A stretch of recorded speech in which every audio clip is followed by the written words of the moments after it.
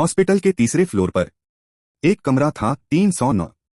न कोई मरीज मिलने आता, न कोई नर्स ज्यादा देर रुकती, क्योंकि वहां रहने वाला आदमी हर सुबह 5 बजे रोता था।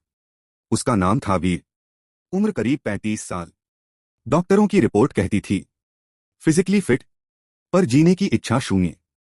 वीर बोलता कम था, पर उसकी आंखें रोज एक ही दीवार को देखती रहती। उस दीवार पर पेंसिल से लिखा था, अगर तुम यह पढ़ रहे हो तो शायद अभी जिंदा हो। कोई नहीं जानता था कि यह लाइन किसने लिखी। फ्लैशबैक 6 महीने पहले। वीर एक स्कूल टीचर था, बहुत सादा, बहुत ईमानदार। लेकिन एक दिन स्कूल में चोरी का इल्जाम उसी पर आ गया। सबूत नकली थे, पर आवाज सच की। कमजोर पड़ गई, नौकरी गई, इज्जत गई, और उसी रात उसकी मां ने खाना छोड़ दिया। 3 दिन बाद मां भी चली गई। वीर टूट गया, पूरी तरह। हॉस्पिटल का रहस्य। एक रात वीर को नींद नहीं आई। तभी उसने देखा, कमरे की खिड़की के पास एक छोटी बच्ची खड़ी थी। आप रोज रोते क्यों हो? उसने पूछा। वीर चौंक गया। तुम कौन हो? बच्ची मुस्कुराई। मैं भी यहीं रहती हूं, कमरे 310 में।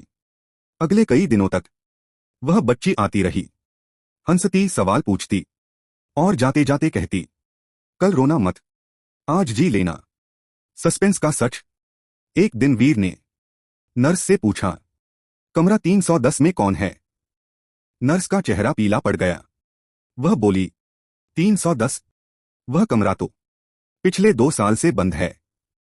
वहां एक बच्ची कैंसर से मर गई थी। वीर के हाथ कांप गए। उसी रात उसने कमरे की दीवार पर फिर वही लाइन देखी, अगर तुम यह पढ़ रहे हो तो तुम्हें अभी किसी की जरूरत है। नीचे लिखा था, मैं नहीं बच सकी, पर तुम बच सकते हो। अंत जो दिल हिला दे। अगली सुबह कमरा 309 खाली था, लेकिन हॉस्पिटल के नोटिस बोर्ड पर एक नया पोस्टर लगा था, फिर से स्कूल खुलेगा, एक सच्चे टीचर के साथ। वीर वापस पढ़ाने लगा। मां की याद में एक फ्री स्कूल खोला, और कमरे 309 की दीवार पर अब लिखा है, मैं बच गया क्योंकि किसी ने मुझे जीना याद दिलाया। कभी कभी जो हमें दिखाई देता है वह इंसान नहीं, हमारी आखिरी उम्मीद होती है।